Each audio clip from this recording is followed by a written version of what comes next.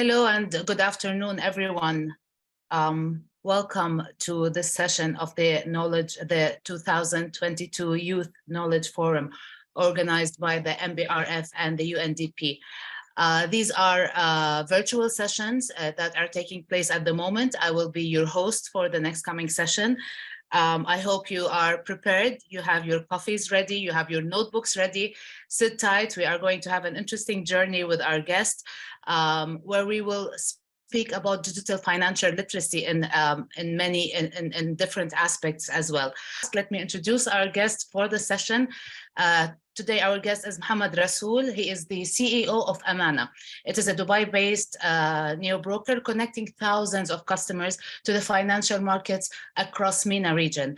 Over the course of his 25-year career, Rasoul has established a global presence as a financial industry innovator and a thought leader. Today, we will talk about his expertise in growing strategies, and his strategies have been instrumental in the creation, expansion, and successful sale of many companies. What we will discuss today is building financial literacy, ensuring that everyone has both the opportunity and the learning tools to access the investment world by laying the groundwork for a more transparent approach to multi-asset trading and investing. Then Muhammad Rasoul is at the forefront of reshaping the regional financial industry. Welcome, Muhammad, to this session. Thank you very much. Very nice to be here. Very happy to be a part of this. Initially, please let us start by discussing maybe how the industry, how the financial landscape has changed over the last 2 decades. In your opinion, how was it 20 years ago? What is the difference today? And why should we be aware of that? I think that over the last 20 years, things have changed dramatically, and it's really all revolved around technology. Just like now, technology 20 years ago was moving very fast forward, was opening up lots of different parts of the financial world that had never really been exposed to a large number of people.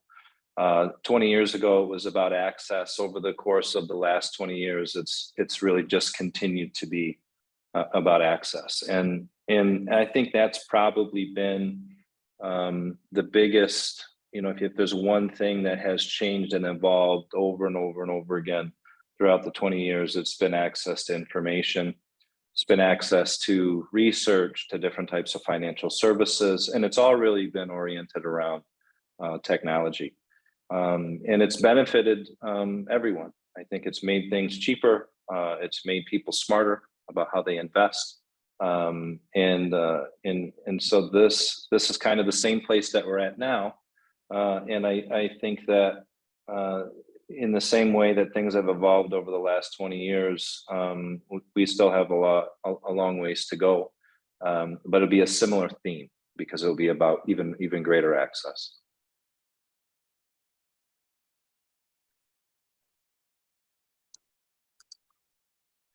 When you say we have a long way to go, in what direction is that long way? Initially, you said it's all about access and accessibility. We have come a long way in that direction, but also what are we still missing? What are the main challenges facing accessibility today?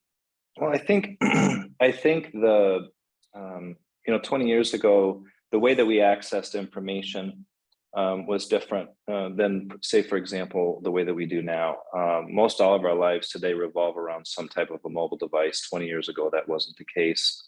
And I think that, the way that things will push forward when it comes to the evolution of technology, it will be, just like before, there was 20 years ago, there was a limited number of people that had access to certain types of information that could trade or invest in different types of products in the market. Over the last 20 years, that's gotten much bigger pool of people. But now we're at the point where millions and millions and millions of people are going to have and currently do have access to the same types of tools or access to research. And it's all in the palm of our hand. And that's a big paradigm shift. So I think that the future really is built around this mobile concept. And I think that is much cheaper now than ever before. The cost of entry, the cost of access. And so I think this is really about getting more people on a much bigger scale than what we saw in the last 20 years. That's really what I'm referring to. Also, when it comes to talking about access to financial tools, but also I would like to stop here and talk about who has the access and what age groups are we talking about. In addition, also what social groups, because there are certain groups that don't even have access to bank accounts. Are these people that we are targeting when we speak about financial literacy?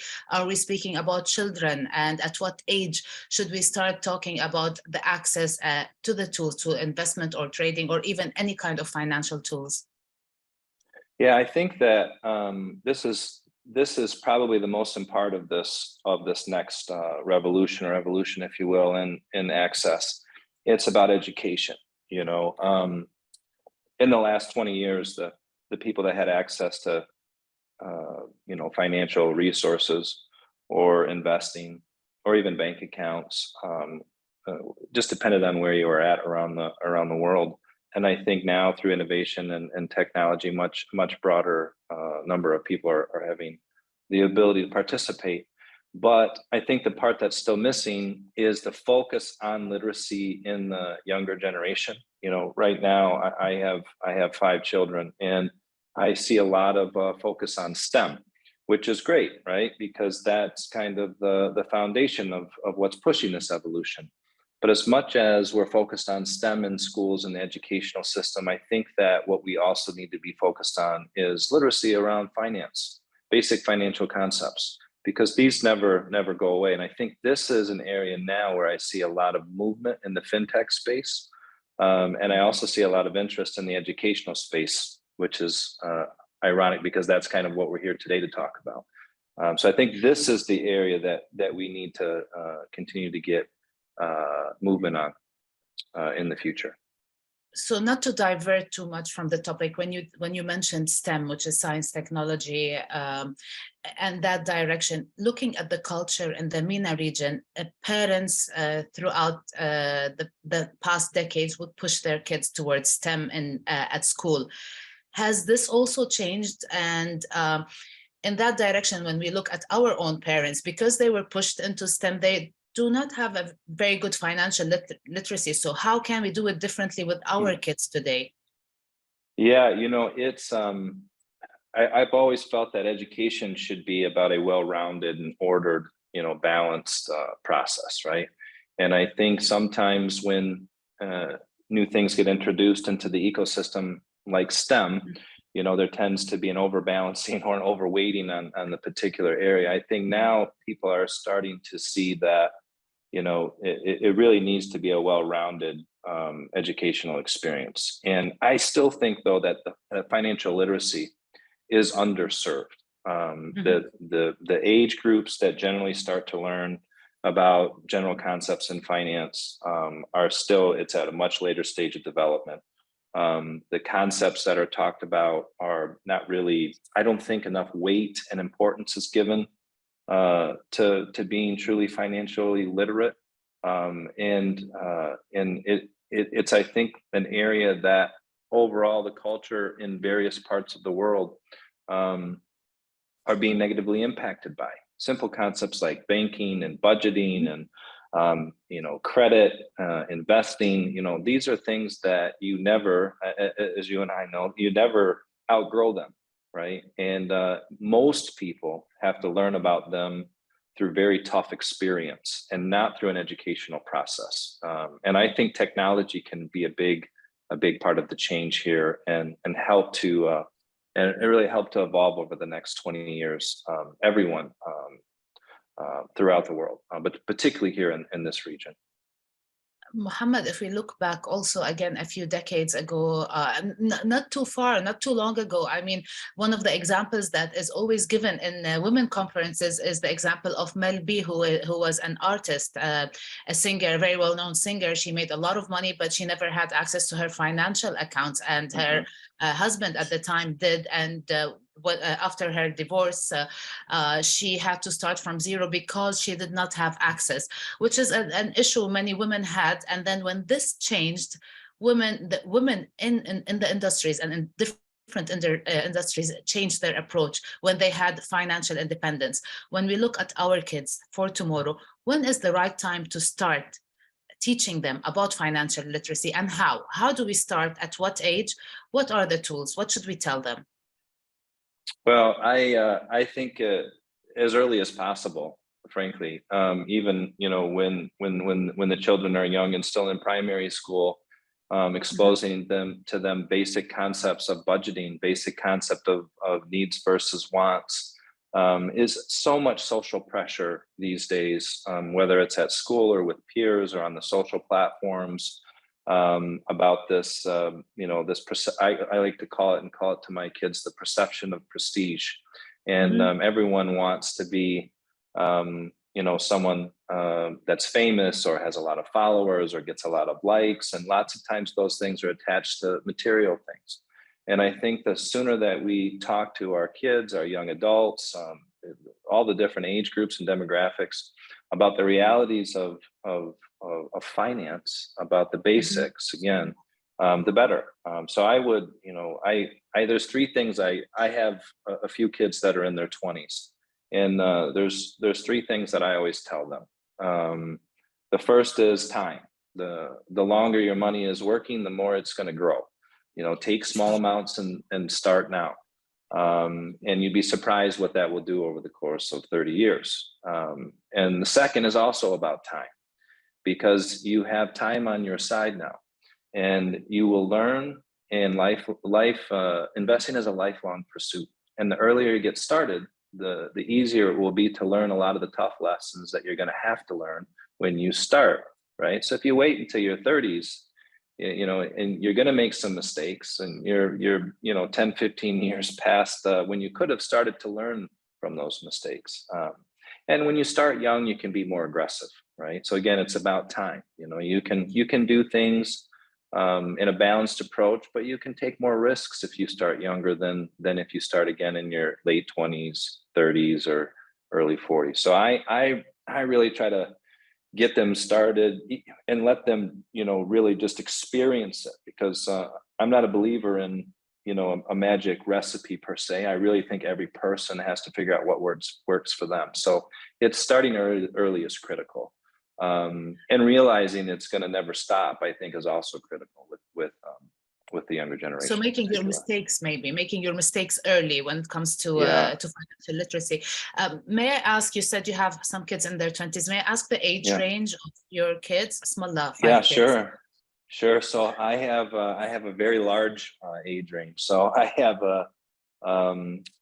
my youngest boy. I have a surprise baby. So she's 3, right? So we won't count her. But then it goes. Then it goes 18, 19, 21, and 20, almost 23.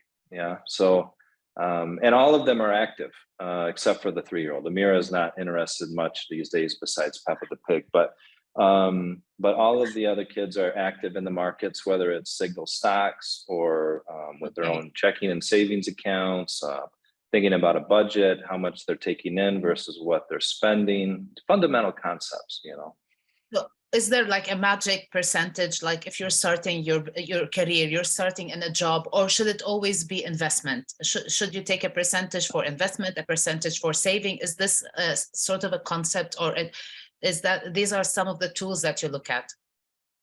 Well, I think there's a lot of different approaches to that, right? And I think if you, one of the great things now about the accessibility of information, sometimes that's good, sometimes that's bad, but overall it's good. You can go on Google or YouTube and you can find probably 5, 10, 20 different methodologies for this type of asset allocation, right?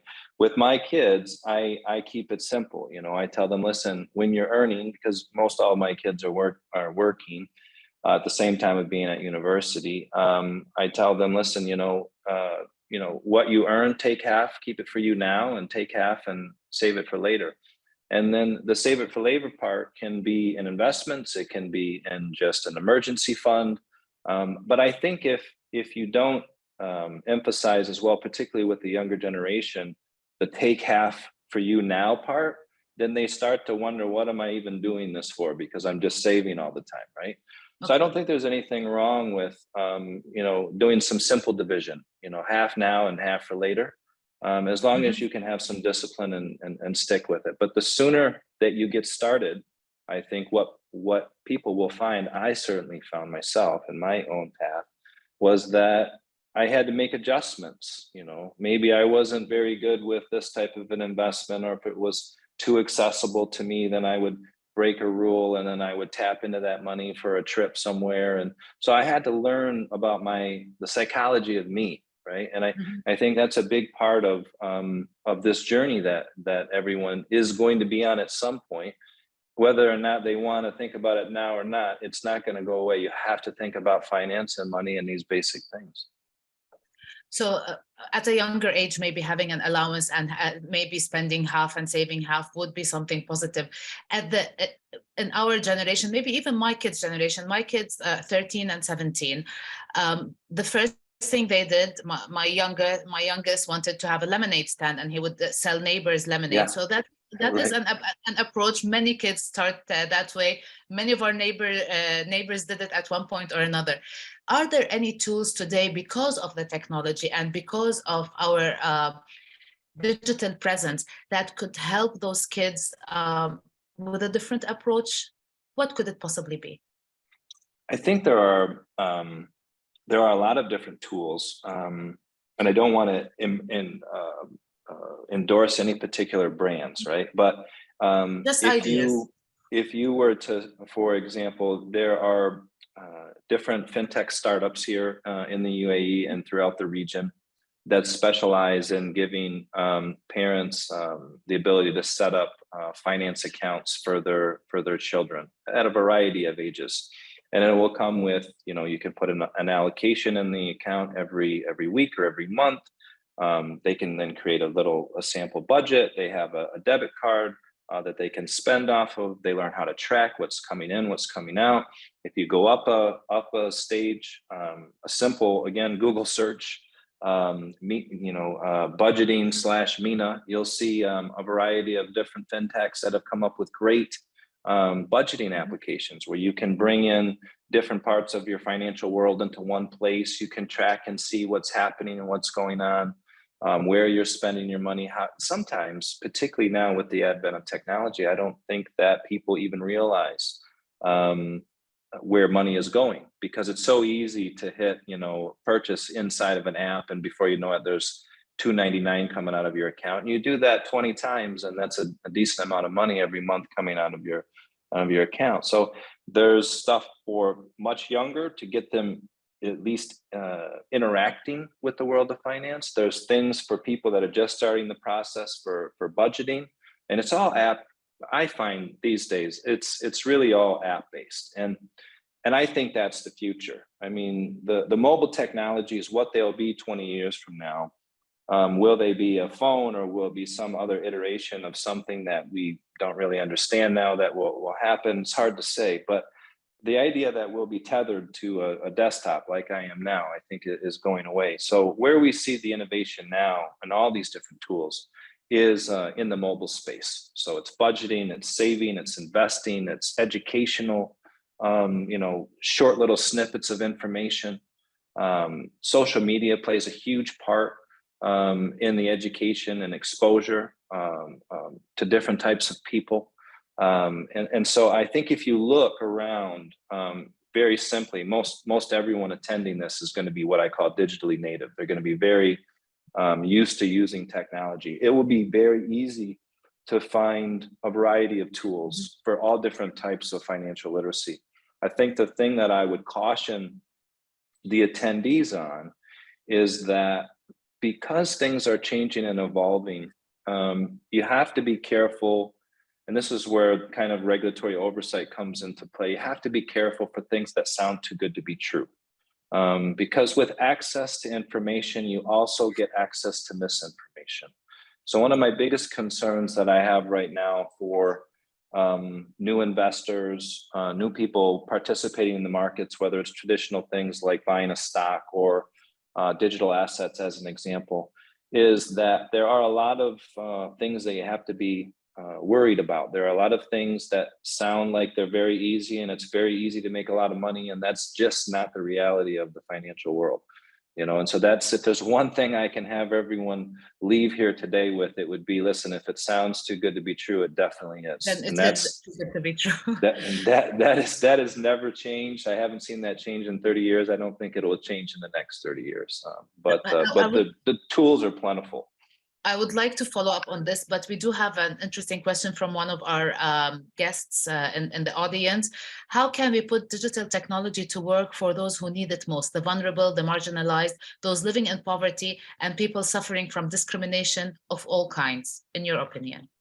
That's one that's hard to unpack, right? That's a very good question. Yes.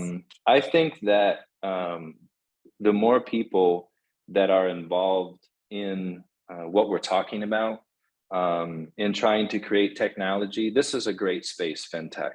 And so much of the work over the last 10 years has been in the area that this person's question was about, which is about expanding access. And I think, what can we do? We can be active participants. We can be advocates. We can support brands that have a mission, to expand the market. We can support brands that are all about education and transparency. We can support brands that identify with those types of moral principles that the person is asking about. We can, in other words, as my father used to tell me, we can put our money where our mouth is, right? And we can actually act according to our words. And attending events like this, I think are important because people start to, I think, take a look around them more as they have access to more knowledge. They start to think about who they're banking with, who maybe they are looking at financing their car through if they are interested in financing, who they're going to purchase their car from, where they're spending their money. Is it things that go towards this end, like the person's question was about, or are they more towards this perception of prestige, right? Because lots of people waste money on things for other people, right? Whether they realize it or not. So I think it's really about acting, but there's been so much movement, so much of the transformation in finance, particularly in the mobile space, here in MENA, globally, has been about getting more access. I mean, if you look at microfinancing, you look at the ability for people to invest with very low fees, you look at access to information, the competitiveness, all of this helps to lower or push down the bar, if you will, for people to access. Simple concept in stocks right now that we didn't have even 5-6 years ago, which is the fractionalization of shares, right? You used to have to trade a whole share of a particular stock, and that stock price might be $100 or 1,000 dirhams or whatever the price may be. But now through the use of fractionalization, you can buy 0.1 of that share, right? Well, that's a financial innovation that now has expanded access to people. Microloans and microfinancing, right? All of these things, I think, help to accomplish what the question was about. But I tend to ramble, sorry about that. But really, it's just about participating and putting your money where your what you believe, behind your morals, behind your actions. I think that's the biggest thing. Another question from the audience: what are your reflections on the way to balance the risks brought about by digitalization and how to enjoy the full impact of the digital revolution? So there are risks. It's a mixed blessing. There are risks. Yeah. How do you measure? How do you balance between the risks and the benefits? Yeah, the risks. With what we've seen in the evolution, particularly in just the last 2 to 3 years in the world of digital finance, let's call it, the biggest risks for me have been about the misrepresentation of risk in some of these cool new things, particularly digital assets or actively trading or different things like that. And I don't know what can be done outside of making sure that we have a proper regulatory framework in place to punish the bad actors and to really, celebrate and promote brands that that are doing good things. And I think the UAE in particular has been a leader in regards to that, which has been just an amazing thing to be a part of.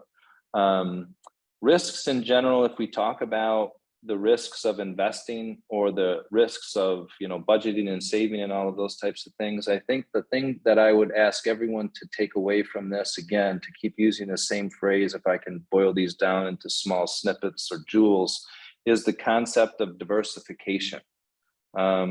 Many people I have seen over the course of 30 years in finance tend to put too much of their assets in one particular thing. And then that particular thing doesn't go well for them. And then they're in a bad space financially, right? And that could be real estate. It could be a particular stock. It could be a commodity. Lately, it could have been Bitcoin, right? So I think people need to diversify what they're doing with their savings and in their investments, and come up with a diversification strategy that's suitable to them. You know, if you're younger, you can have a little bit more risky assets in your portfolio, right? If you're my age and you're getting closer to the retirement age, I won't say how old I am, but it's out there. I can see it coming. Me neither. Then maybe, you know, you're less risky, right? So risk as it relates to this idea of digital finance there's two different elements I like to talk about. One is the risk of bad actors in this era of growth and evolution, right? And the other is the risk to you when you're participating. One you assess through diversification. The other is back to regulatory oversight, and again, things that sound too good to be true usually are, right? And unfortunately, as much as technology is a beautiful thing, it also allows people to do a lot of terrible things, right? And so you always have to be aware of those types of things. So we have recently heard, of course, of the FTX crash in the markets, and it was really highlighted on so many levels. And these are digital assets that the youth today looks to. When we look at investors, major investors from history, or let's say, again, I go back to the past few decades when Warren Buffett speaks, he is one of the most famous investors around the world. He does not believe in digital assets, and he did not invest, and he did well during he still did well with not investing with the new assets. On the other hand, Cathie Woods did invest. She did lose money, but she still believes in that, and she's still investing. And we're talking about two different generations here. And again, Cathie Wood is not a new generation. We are expecting new generations to come up. So again, the approach of these three different generations to investing, and again, bringing up digital assets, how do we know and how do we look at them? If you say if something is too good, if it looks too good to be true, then it's too good to be true. How do we know? How could the youth decide and make a difference? I think digital assets I think the digital asset space is a great example of some of the things that we've been talking about. Because if one, I'm a huge believer in the digitization of things, I like to call it. Now, that tends to be about the decentralized elements of kind of the digital space, or DeFi as it's sometimes is called. Blockchain technology, I think, will be revolutionary inside of the financial world. The tokenization of things, I think, also will make things that are highly inefficient now in the financial world much more efficient. And so these concepts, when we say digital assets, we have to unpack them into different kind of elements, right? Or to different packets. Because there's the things that I was just talking about, which I really believe will revolutionize how we participate in the markets and where the markets are going. They will make the markets less risky. They will eliminate single points of failure, let's say, in the global economic and financial structure of how different institutions interact with each other. But when you have new fun stuff like that is being created, and this happened over and over and over again in the financial world, you have people, bad actors, that tend to take advantage of that. And so I think this is where the concept of diversification is super important. If you would have participated in the digital asset realm using a concept of diversification, then even if you bought into a particular crypto project that was unsuccessful, it would have been very minimally impacting or impactful to you, right? Because you would have a much smaller part. And even actively investing in the digital asset space, still using, again, this concept of diversification even in that space, right? So this simple concept that I introduced earlier is fundamental to proper investing in whatever that you do. I think Cathie Wood is a good example, and Warren is obviously a good example of a successful investor. But what you'll find Warren does with emerging technologies is he will wait for them to prove themselves and for a known leader to make its way into the public space, and then he'll start to become active in it. Whether or not he believes in Bitcoin, I don't know, but I think he probably definitely believes in some of these decentralizing concepts, some of these elements of blockchain, and just the technology itself. I'm sure he would have a lot of positive things to say about. Cathie, in my understanding of what she has been doing, she's been very active in not only the backing of well thought out and validated projects, but also companies that are participating, which in a way, when you invest in a company that's participating, particularly if it's not only participating, is a way of diversification, right? So I think anytime something new like this comes into the market, I think that people need to be careful, again, about diversifying things and looking out for things that are too good to be true. I still own crypto assets. All my kids own crypto assets. But I gave them guidance on particular assets that I thought were valid, which were all basically the blue chip ones. And they used the concept of diversification when they invested in that. But it was a very small percentage of their overall portfolio, right? To be honest, I was just happy that they knew what they were doing when I was talking to them about the diversification concept, right? Because again, they're 18, 19, 20-something-year-old kids. I just want them to understand that concept of diversification, because it's a huge building block, will be for the rest of their lives, whether it's, again, real estate, digital, stocks, ETFs, doesn't matter. So I guess for me now, I think we probably have another year or so to go while the regulators get, not just here in the UAE, but all across the world, while they get kind of coordinated. And I think during that next year, potentially 2 years, there'll be a lot of indecision in what's happening with different digital assets, different projects. And I think, but once we build that foundation of kind of a regulatory framework, I do believe massively in the future in the digital space. We have some more questions from the audience, but before that, I heard one piece of advice that was given to me by a colleague, financial analyst. He said, instead of going to dinner twice a week, go to dinner once and use the other $50 that you go out to dinner in an investing in Bitcoin, and you won't notice because you go out at least 2-3 times a week. So just it was a piece of advice. I don't know what you think of it before we move on. Do you think that is valid advice? I think it's great advice, and I think that advice is great advice to use and invest in a variety of things, right? I think if you can take a little bit of money often and invest it in stuff, people that work for me and with me day in and day out, they hear me use this untechnical term, which is stuff, right? Because that's really the future. The investing and trading in stuff is really where we're going. Because it used to be we invested in stocks or real estate, or exchange traded funds was a new concept 5-10 years ago. But now we have digital assets. Now we have the digitization of pieces of art. We have NFTs. We have all of these things. We have memorabilia, shoes, playing cards, like you name it. And so this idea that is really, I think, the future direction. So I think the more you can take a little bit of money and invest it in stuff, I think that's a very smart philosophy. There's one particular reason why that I don't know if your friend explained it to you or not, but when you allocate a small amount of money every week or every month or every quarter, every week is better than every month, and every month is better than every quarter. But when you do that and you're thinking about the long term, then you benefit from this averaging concept on your investment.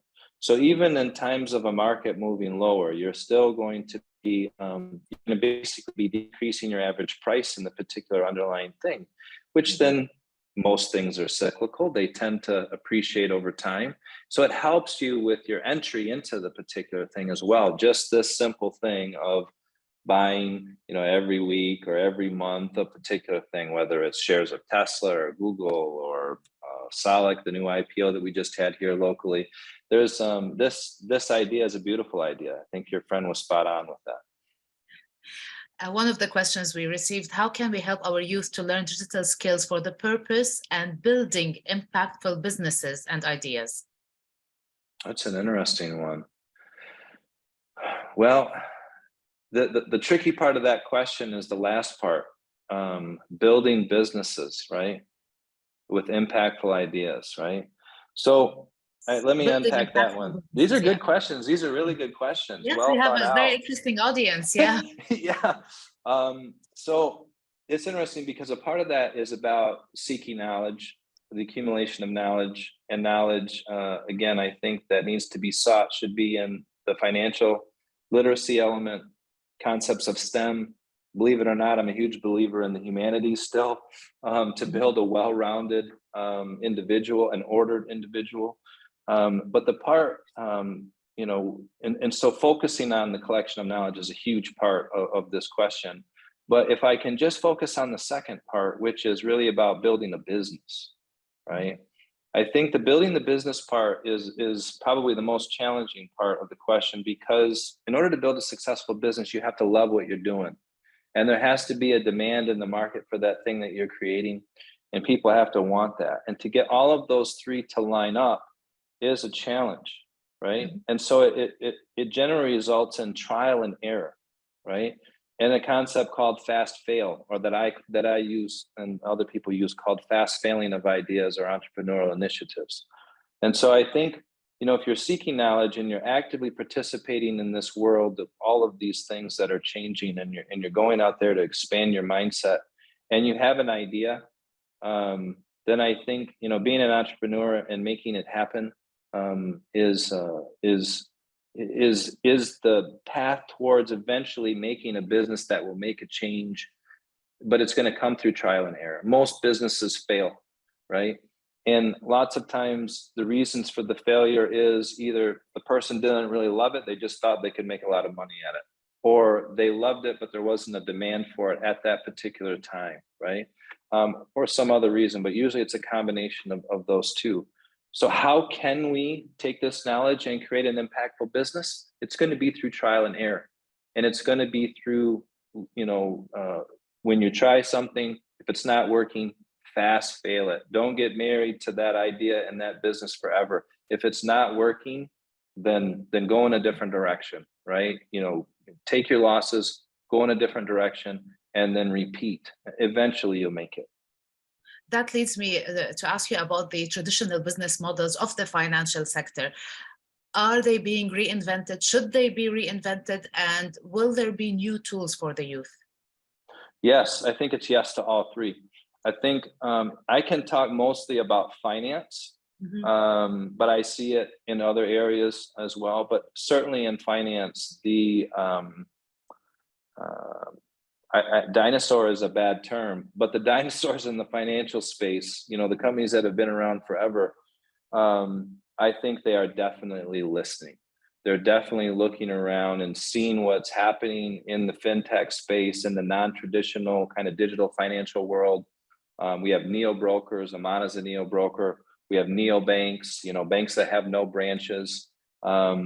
You look at changes in the onboarding process, for example, at your local bank, and how you have to open an account, and how you used to have to open a bank account versus now how you can do it basically on your phone, right?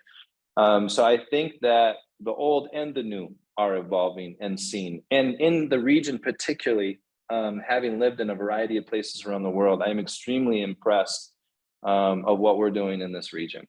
When it comes to these types of things. There's still room for improvement though.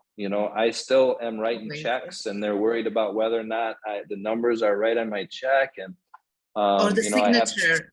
I always have a right. signature And then I problem. have to initial it, and then there's like, I sign 5 different, layers of documents for this thing. And, I'm signing a bunch of stuff, right? So there's still room for massive amounts of improvement in the finance ecosystem and in other parts of, in other markets as well. And I hate to keep going back to this. I said it before, but I really think mobile technology, and I also think tokenization, believe it or not, on the digital side, is really going to be a key in the next 20 years for us to get a lot of reform in some of these kind of legacy business processes in the region and globally, because it's one of the only things I think that can really enable it. Muhammad, we have another question from one of our audience, but the question was sent before, and you, I think, had sort of touched on it in your previous answer, but I'll ask it anyway. It's very interesting. When it comes to digital investments, especially for startups, we will find great and rapid profits and suddenly terrible loss. What are the precautions to participate correctly in this growing market without the deadly result at the end? I take that, I hope I don't misinterpret the question, but I take that as a question from someone who had invested in different digital projects in the crypto space, most likely. And those projects, they went to the moon very quickly, right? I think that what could they have done, or what can people do to try to prohibit what just recently happened over the last year or so with those projects losing a lot of their value. So my recommendation would be that when you're investing in risky assets, in unproven concepts, which the digital space right now, there are still are a lot of, and there's a lot of great projects out there, but there's a lot of projects that are questionable. I think when you are participating in a market, and I'll use that for any market, but where there's an above average amount of risk, and risk being quantified as risk of the unknown of what's going to happen. New business idea, crypto project, traditional project, doesn't matter. You have to diversify and make sure that you're not putting a significant amount of your wealth in that thing. Then if you do get the results that you have hoped for, planned for, that your research showed you what might be possible, then at some point in time after having some success, you need to de-risk that investment, okay? So what does that mean? That means that perhaps if you had invested, let's say $10,000 in a particular crypto project, and maybe that $10,000 was the high risk element of your overall portfolio of $100,000, okay? So 10%, yeah? And let's say within a short period of time, 3 to 6 months, that 10,000 had turned into 20,000, okay? A de-risking might be to take $5,000 out of that investment and put it in a less risky asset. It may be to take the full initial investment of 10,000 out and put that in a less risky asset and just keep your upside that you've earned in there, because now you are no longer really investing with money, you're investing with your earnings, right? So I think when you're participating in risky assets, and that was just an example, the percentage, the overall portfolio, but I think when you are actively investing or participating in some type of a business initiative, an investment, whatever it may be, that has an above average amount of risk to it, you have to, in the trading world, we would say, you don't be greedy, take your money off of the table, all right? To use a gambling analogy, which I hate, but that's the slang in the trading world, and put it into something more traditional. And then now you can see what happens, right? So you have to have an element of de-risking when you're participating in risky environments. Would we call it cutting the losses? Well, cutting the losses is something that sometimes you have to do after the investment has already turned bad. What I'm proposing, and I think what makes the difference between successful investors and traders, is that they realize when something is going extraordinarily well, sometimes they have to take some money out. They have to de-risk, right? Because if you do that in anything that you do on the high risk side, and every time on the high risk side, what you're going to end up with is this. Some of those things, when you de-risked, they will go down significantly and you will lose the money, but it won't be money that you invested. It will be part of your earnings. Okay. And some of those things will keep on going. So you won't lose ever more than what you initially invested, right? You will just make the gains, even if it's on 3 out of the 10 high risk projects you were in. So this concept of de-risking profitable investments is not popular because, again, people tend to be greedy. They think it's going to keep on going, but it's prudent. So we have one more very interesting question that will take us in a bit of a, it's not a different direction. We're still talking about investing, but this question is interesting because he says, what are some weak or strong signals that will design or shape the future of the trading and investing landscape? In your opinion, what do we expect in the future? Well, what I'm hoping that we will see, if we just look at the investing and the trading side, and I'm not talking about market direction per se, I'm talking about things that can change the landscape. I have high hopes for the tokenization of financial products. I think that the way that people trade stocks, the way that people invest in things, whether it's real estate, bonds, you name it, I think the traditional way of doing that, which produces, even if it's electronic paper trail, it's still a significant paper trail. I think operating in a decentralized manner using blockchain and the concept of the token, pick your favorite, version of the crypto stack that can do that now. But I think the tokenization of things is going to be something that we see weave its way into the financial world over the next 10 to 20 years. And I think it will substantially change the marketplace, and that people will feel that because it will make things cheaper, right? We feel that and suffer from that in some ways now regionally, because when people trade shares regionally, it's very expensive to trade shares sometimes.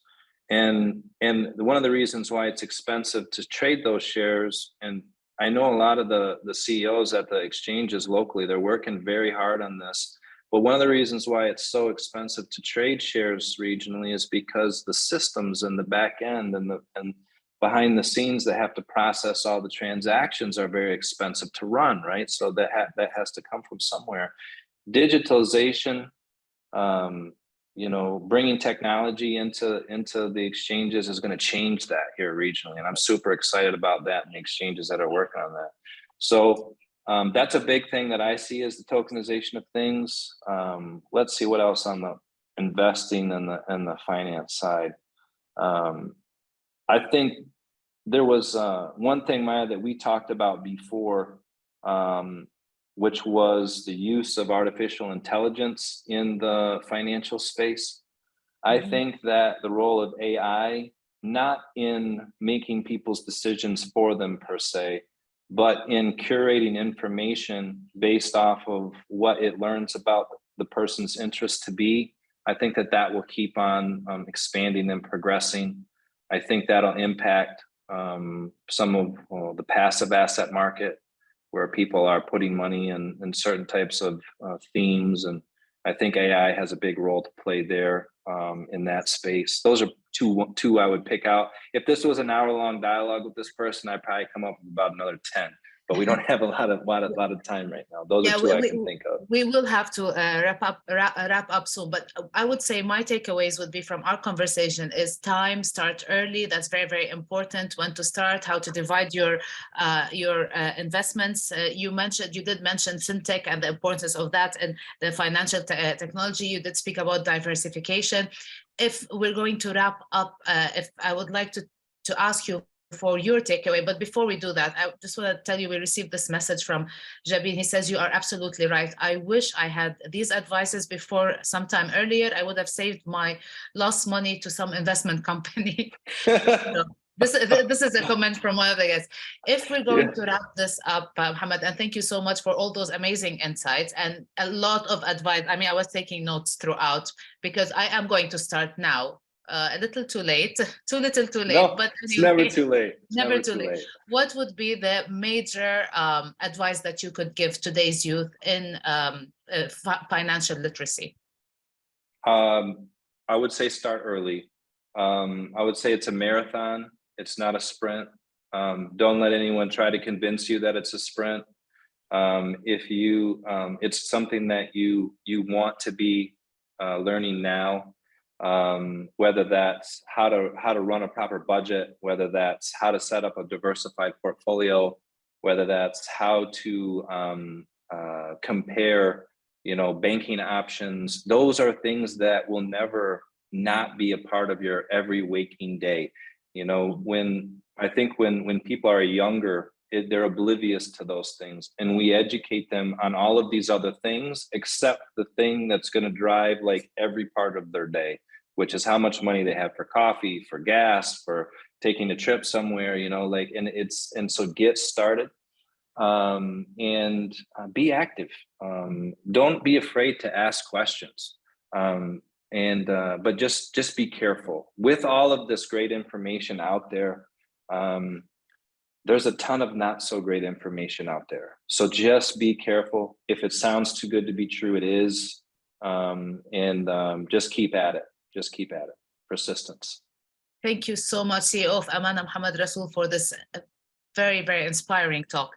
Dear audience, thank you for joining us throughout this conversation, and please stay tuned for the upcoming and last session on youth and SDGs at 5 p.m. UAE time.